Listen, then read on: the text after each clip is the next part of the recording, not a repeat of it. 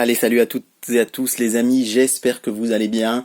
Bienvenue en ce jour pour l'avant-dernier numéro de la collection des grands classiques Disney Hachette numéro 79 consacré à Chicken Little, sorti en 2005. Alors c'est rare, c'est très rare que je vous dise ça, je crois que je vous l'ai dit qu'une seule fois avant pour Peter et Elliot le Dragon, mais c'est un Disney que je n'ai jamais vu. Alors il fait partie, c'est le premier film Disney à avoir été réalisé en 3D, des films Walt Disney Studios, c'est-à-dire que je ne compte pas bien évidemment Pixar.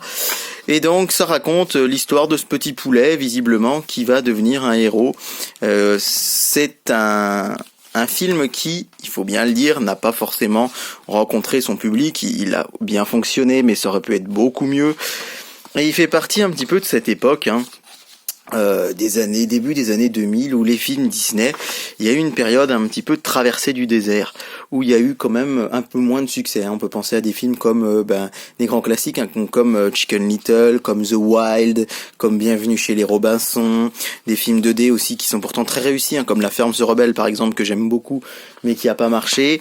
Et on va dire que jusqu'à 2009-2010, et la sortie de films comme La Princesse et la Grenouille, qui lui était en 2D, qui a bien fonctionné, et après par la suite évidemment Pixar, à ce moment-là Pixar était vraiment quelque part supérieur à Disney. Aujourd'hui on pourrait toujours en débattre pendant longtemps, d'autant qu'ils appartiennent à la même branche, donc ça veut pas dire grand-chose, mais quand même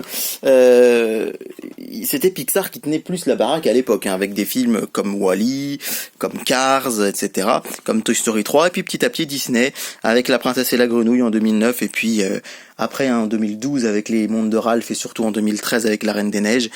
Les films d'animation Disney là sont mis à cartonner de nouveau, et après ça ne s'est jamais arrêté, avec les derniers succès récents comme Zootopie, comme Vaiana, comme évidemment La Reine des Neiges 2, etc., etc. Et donc Chicken Little fait un peu partie de cette période une période un peu compliquée pour les studios Disney. On avait parlé du studio endormi dans les années 70-80. Là, c'est un peu une deuxième période de doute pour Disney.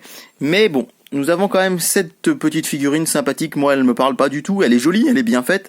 Mais effectivement, elle ne parle pas aux fans de Disney que je suis, puisque, encore une fois, je n'ai pas vu Chicken Little. Mais bon, ce n'est que justice pour les fans du film que cette figurine existe. Et petit pincement au cœur, puisque c'est l'avant-dernière. La semaine prochaine, je vous présenterai le tout dernier numéro de la collection, là avec un vrai gros pincement au cœur quand même. Merci de votre fidélité à la chaîne. Si vous avez vu Chicken Little, si vous l'aimez, si vous avez des choses à m'en dire, surtout n'hésitez pas à commenter cette vidéo, ça fait toujours plaisir de vous lire, et je vous dis à très bientôt sur la chaîne David Collectionne. Merci de votre fidélité.